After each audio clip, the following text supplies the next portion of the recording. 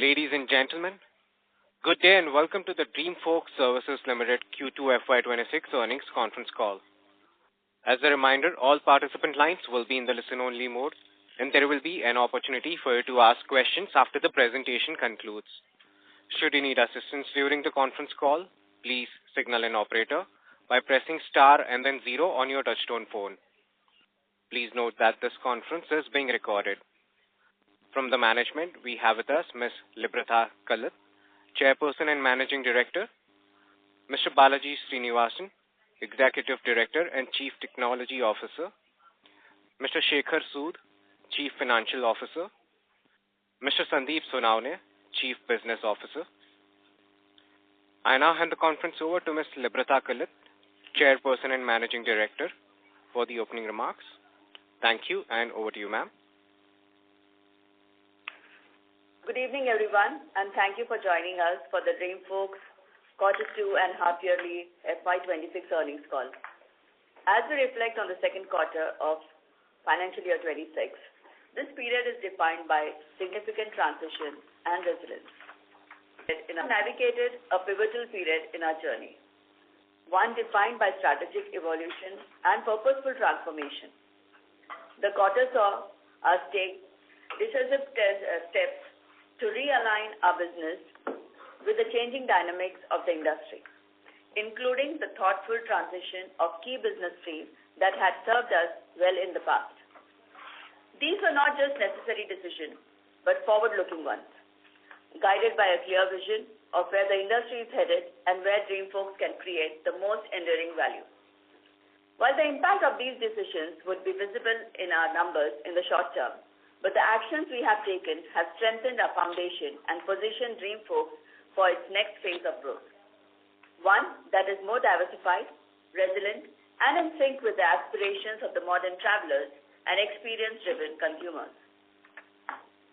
DreamFolks' forward strategy is closely aligned with the evolving landscape of India's travel industry, one defined by rapid railway modernization, accelerated highway development, and the growing appetite for international travel and premium lifestyle experiences driven by rising disposable incomes.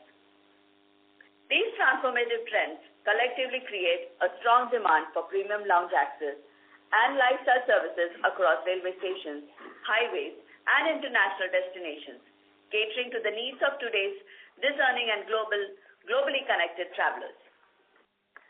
Before we dive deeper into the results for the quarter ended September 30, 2025, I am delighted to announce our recent acquisition of 1011 Hospitality LLP, which marks a significant milestone in DreamFolks' growth journey. Having redefined travel and lifestyle hospitality in India by democratizing lounge access and serving over 11 million passengers in FY25. DreamFolks is now poised to bridge the premiumization gap that exists in railway travel. With more than 7.15 billion passengers using Indian Railways in FY 2024-25 and large-scale infrastructure upgrades underway, the railway lounge segment represents a substantial and fast-emerging growth frontier. Through the acquisition of 1011 Hospitality, which has a presence at key railway lounge locations such as Chennai, Mumbai, and Vadodara, with Chennai already operational and the other two set to commence soon, DreamFolks secures direct ownership and operational control over premium railway lounge infrastructure. This strategic move reinforces our integrated travel ecosystem and accelerates long-term value creation. By vertically integrating lounge operations, we strengthen our partnerships across the value chain, enhance service reliability, and mitigate the business risks associated with third-party dependencies, while laying the groundwork for rapid expansion into additional high-traffic railway hubs across the country. Talking about our performance in the quarter ended 30th September 2025, our revenue for the quarter stood at 205.5 crores. Gross profit came in at 29.2 crores with a margin of 14.2%. EBITDA came in at 16.1 crores with a margin of 5%, and PAT came in at 11.2 crores at a margin of 5.5%. While our revenues experienced a decline, our gross EBITDA and PAT margins have shown healthy year-on-year expansion. Our strong balance sheet continues to provide the financial resilience and flexibility needed to invest in technology, pursue strategic partnerships, and drive growth, both organically and through selective inorganic opportunities. In response to this shift, DreamFolks is executing a well-defined strategic shift built around 4 key pillars, which are global expansion, client diversification, premium lifestyle services addition, and technological transformation, which will help in positioning us strongly for a long-term and sustainable growth. Our efforts on global expansion have also started reaping benefits. All the major lounges in the Southeast Asia and Middle East market are now under our coverage. Our monthly global lounge transaction volume has already more than doubled from Q1FY26, and we expect it to grow manyfold in the coming quarters. We now have 900 plus global airport touchpoints outside India. On the client diversification side, we are focused on creating strong recurring revenue streams with high retention. Over the past year, we have added more than 30 new enterprise clients across the fintech, travel, and lifestyle sectors. To enhance engagement and loyalty, we are offering curated bundles that include global lounge access, social club memberships, coffee at the mall, benefits, travel dining, and a range of wellness and entertainment services, enabling our partners to deliver differentiated experience to their customers and employees. We continue to reduce dependency on one service by scaling adjacent and innovative offerings such as access to members-only social clubs, golf, railway lounges, coffee at the mall, and highway dining, all designed to serve the modern traveler and urban customer beyond airport touchpoints. Our non-lounge services also continue to grow, validating our strategy of evolving from a lounge aggregator into a broader travel and lifestyle experiences platform. Our premium offering, access to members-only social club, was also made live with one of the leading global banks during the quarter. As we expand our service portfolio, we are also accelerating investments in our backbone, our tech infrastructure, ensuring our platform becomes increasingly agile, scalable, and aligned to the dynamic needs of our partners. Our new offerings are designed to meet the rising demand for premium, everyday conveniences and lifestyle experiences. By continuously expanding our service portfolio, we are evolving the customer value proposition for our clients and their customers, from just travel-focused services to a comprehensive travel and lifestyle mobility ecosystem. We will soon see a huge upgrade in the benefits being offered by the credit card companies. Moving on, during the Global FinTech Fest in October 2025, we executed a major strategic pivot, leveraging our core aggregation capabilities to expand our direct-to-consumer and digital offerings. This comprehensive initiative was headlined by 3 critical launches. First, the introduction of the DreamFolks Club 2.0, a premium B2C membership platform. This represents a significant shift from being purely travel-centric to becoming a holistic lifestyle platform, consolidating global lounge access with a comprehensive suite of benefits, including social club membership, golf privileges, and wellness services, significantly broadening our addressable market and driving sustainable margins. Second, we reinforced our fintech integration strategy through our partnership with WSFX Global Pay Forex Card. This initiative strategically embeds our extensive lounge and travel privileges such as meet and assist and airport transfers directly into the payment ecosystem, ensuring a seamless integrated experience for travelers using Forex and travel payment solutions. Finally, we collaborated with the card company to power Wallet, India's first premium digital wallet of PPI rails. This pioneering product democratizes access to elite experiences, including our global airport lounge access and premium experiences across the entire consumer life cycle.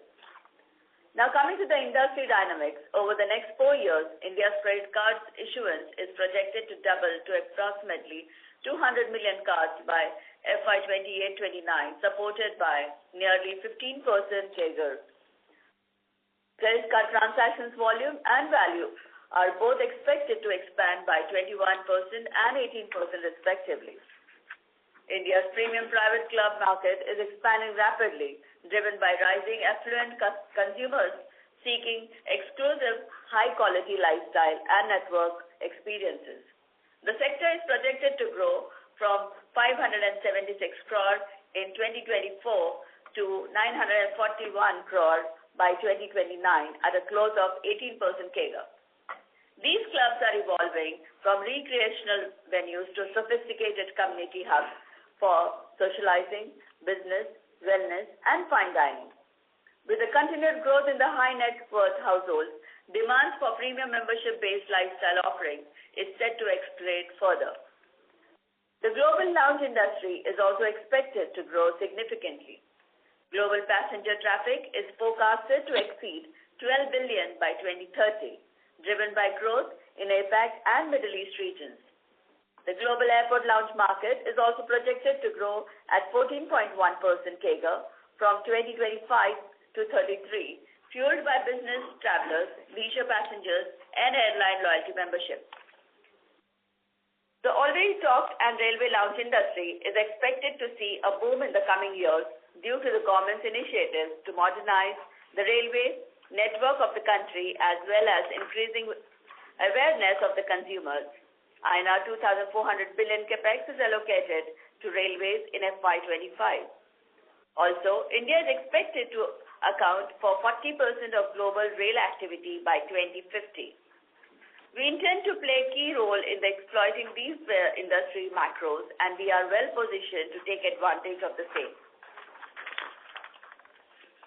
To summarize, while this quarter's financial performance reflects a period of transition, we view it as a stepping stone towards stronger, more diversified growth. The coming quarter may continue to reflect the short-term impact of recent industry disruptions affecting lounge access to select locations in India. However, we remain confident in our ability to navigate this phase effectively. Our global lounge business continues to scale rapidly, and with the introduction of new age benefits on credit cards and enterprise programs, we are well positioned to regain momentum and deliver sustainable growth in the quarters ahead. At DreamFolks, we are not merely facilitating travel, we are reimagining how people experience moment, comfort, and lifestyle across the world. We are excited about the opportunities that lie ahead and remain deeply committed to shaping the future of premium travel and lifestyle experiences alongside our partners, clients, and investors. Thank you for being part of this journey. Over to you, Sandeep. Thank you, Livida. As we look back at the second quarter of FY26, it stands out as a defining phase of transition and determination. This quarter has challenged us in ways few others have in the past, as we navigated fundamental changes in our industry landscape, reassessed our operating model, and made these strategic decisions to scale down a legacy revenue stream that once played a central role in our business. These choices were made thoughtfully and with conviction, shaped by forward-looking view of market evolution and clear understanding of where our competitive strengths will deliver lasting advantage. DreamFolks was incepted with the vision of redefining travel services, and over the years, we have successfully established ourselves as industry leaders. Today, the company has evolved into a comprehensive travel and lifestyle benefit platform, continually broadening the portfolio of services. Our strong and long-standing client relationship continues to be part of our biggest asset. We are further strengthening these partnerships by working closely with our clients to jointly develop new CVP models that go beyond conventional airport offerings. We have also recently launched our revamped club membership. It is a step in manifesting our founding belief to make premium travel and lifestyle experiences accessible to all aspirants. We are now extending premium travel and lifestyle benefits like access to members-only club, golf, railways, lounges, global lounges, beauty and grooming, healthcare, etc. to a wide range of customers. During the second quarter, one of our premium offerings, access to members-only clubs, has been made available to one of the global bank's premium customer. We continue to build a strong and expansive network. Our global footprint also expanded, now offering access to over 900 global airport touchpoints worldwide, ensuring seamless travel experience for our customers wherever they go. Geographical expansion continues to be at the core of our strategic pillar. Within India, we are deepening our footprint across emerging cities and travel hubs, benefiting from rapid infrastructure development and increasing aspirational travel. Internationally, we now enable access to 100 plus countries through 3,000 plus touchpoints spanning lounges, wellness experiences, golf access, meet and assist, and other premium services. This broad network not only enhances our customer reach, but also strengthens our business resilience, allowing us to diversify demand across markets and platforms. In lifestyle access services, our golf portfolio showed strong momentum. We added 200 new touchpoints, expanding our global network to 850 plus clubs and increasing our Indian presence to 73 clubs. Our new premium services like coffee at malls, where more than 100 outlets have gone live in the second quarter, and access to 3,000 plus members only social club are also becoming increasingly popular. In summary, the four pillars, which are global expansion, client diversification, premium lifestyle service addition, and technological transformation, form the foundation of our forward strategy. They reduce category dependence and open up pathways for sustainable high margin growth. Q2FY26 has been a quarter where we have made a paradigm shift in our business strategy and our approach going forward. As we continue to execute with clarity and discipline, we remain confident in our strength of our platform, the depth of our partnership, and the directions we are heading to. Over to you, Bala. Thank you, Sandeep. I'm pleased to share how our strategic investments in technology and innovation are driving tangible results, enhancing client solutioning, end consumer experience, and optimizing operational performance, and thus reinforcing our position as a trusted partner across multiple industries. We are at an inflection point in our technological evolution. Our strategic transformation is built on a modern cloud-based platform that enables rapid solutioning and fast go-live for our clients. Critically, we are integrating artificial intelligence and machine learning models into our tech framework, and thus unlocking new capabilities in personalization, analytics, and automated operational processing. The recent updates has elevated our platform from a purely benefit aggregation tech to a consumer value proposition designer, allowing our clients to leverage it as a strategic differentiator, allowing them to deliver specific, intuitive, and personalized experiences for our clients' increasingly digital-first consumers. The adaptability of our in-house tech positions us for sustainable growth as we expand our client and service base into new verticals and geographies. A particularly powerful capability is our machine learning-driven intelligent orchestration system, which gives our clients unprecedented flexibility in personalized service selection, pricing, and consumption. This tech leverages the tools to enable dynamic selection and combination of both traditional as well as the new and the next generation services, allowing clients to target and configure solutions for specific consumer cohorts that align precisely with their objectives, preferences, and budget parameters. This strategy leverages our fundamental competitive advantage, a platform that is already class-leading with technologies like cohort-based benefits, spend-based models, usage-based models, fungibility of benefits, benefit aggregation, etc., and which is already integrated into our client ecosystems. Now I will hand over to Shekhar for an update on the financials.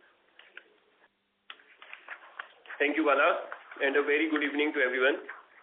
I will begin by giving you the Q2FY26 highlights first. The company reported a revenue of INR 205.5 crores compared to INR 316.9 crores in Q2FY25. Gross profit stood at INR 29.2 crores in Q2FY26 as compared to INR 39.2 crores in Q2FY25. Gross profit margin was at 14.2% in Q2FY26 compared to 12.4% in Q2FY25. Adjusted EBITDA was at 15.6 crores compared to 25.4 crores in the same quarter of the last year. Adjusted EBITDA margin was at 7.6% as against 8% in Q2FY25. Profit after tax was at INR 11.2 crores as compared to INR 16 crores in the same quarter of the last year. PAT margin is at 5.5% in Q2FY26 from 5.1% in Q2FY25. We continue to have a strong balance sheet with our net worth currently at INR 333.1 crores, up by 25.8% compared to the same time last year. Our cash and cash equivalent balance as at quarter end stood at INR 141 crores. Now moving to highlights for the H1 FY26, the company reported a revenue of INR 554.5 crores against INR 637.7 crores last year. Gross profit for H1 FY26 was at INR 75.8 crores from INR 76.8 crores in H1 FY25. Gross profit margin was at 13.7% in H1 FY26 versus 12% in H1 FY25. Adjusted EBITDA for the H1 FY26 was at INR 46.1 crores as against INR 51.1 crores in the same quarter last year. Adjusted EBITDA margin was at 8.3% in H1 FY26 as compared to 8% in H1 FY25. PAT stood at INR 32.5 crores in H1 FY26 and INR 33.2 crores in H1 FY25. PAT margin in H1 FY26 was at 5.9% versus 5.2% in H1 FY25. The diluted earning per share for H1 26 stood at INR 6. Our commitment to delivering sustainable growth remains strong, supported by key factors: a robust financial history, and an agile tech platform. These strengths, combined with strategic initiatives, promise a reliable long-term revenue stream. Now with that, I would like to close my remarks, and we are happy to open the floor for questions. Thank you very much. We will now begin with the question and answer session. Anyone who wishes to ask a question may press star and then 1 on their touchtone phone. If you wish to remove yourself from the question queue, you may press star and then 2. Participants are requested to use handsets while asking a question. Ladies and gentlemen, we will wait for a moment while the question queue assembles. Again, to register for a question, please press star and then 1.